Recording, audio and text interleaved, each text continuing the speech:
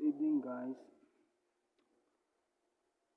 I went to market earlier.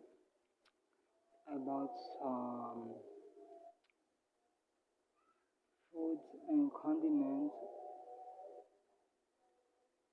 preparations for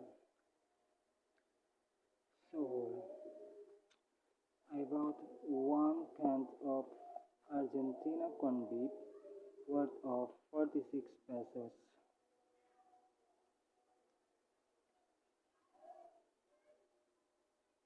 I bought oil worth of 5 pesos, and also I bought an egg. This egg is worth of 12 pesos.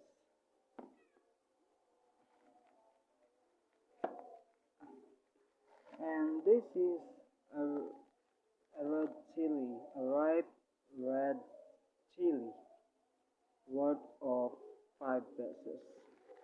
And also I bought a 3-in-1 coffee, Nescafe Creamy Latte worth of 16 pesos, onions worth of 5 pesos, and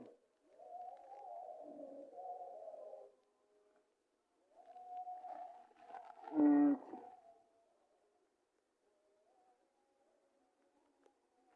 a black pepper. This one is a black pepper worth of 1 pesos. So, ito lang po guys ang pinakamura na nabili ko. So, masyadong mahal na po guys ang mga bilihin ngayon. Wala na pong muro. My budget is 100 pesos and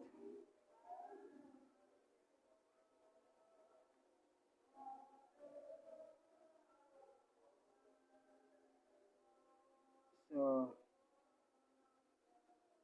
and I also bought a medicine earlier, a Medicor worth of 8 pesos, and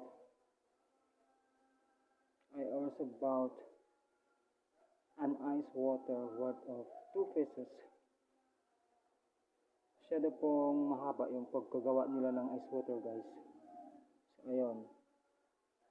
So my budget is 100 pesos. The total of ang napamili ko po, ang total niyang lahat ay 98 pesos. So bale 2 pesos na lang po ang natira na sukli sa 100 pesos. Sobrang napakamahal po ng bilihin dito sa Pilipinas. Kaya napakahirap po ng pamumuhay dito sa ating bansa. Pero okay lang, at least kahit anong kahirapan, chill lang tayo guys, kaya natin yan. Kapasan ba, mayawa ang Diyos, magkakaraos din tayo balang araw. Okay, so yun lang po guys ang aking video regarding on my everyday life, a simple life, cause I want to live a simple life. I don't want to live a luxury life, cause I'm not rich, and hindi naman sa yung sobra yung pagka mahirap, sa katamtaman lamang po guys, yung tamang-tama lang po, hindi masyadong mayaman at hindi masyadong mahirap.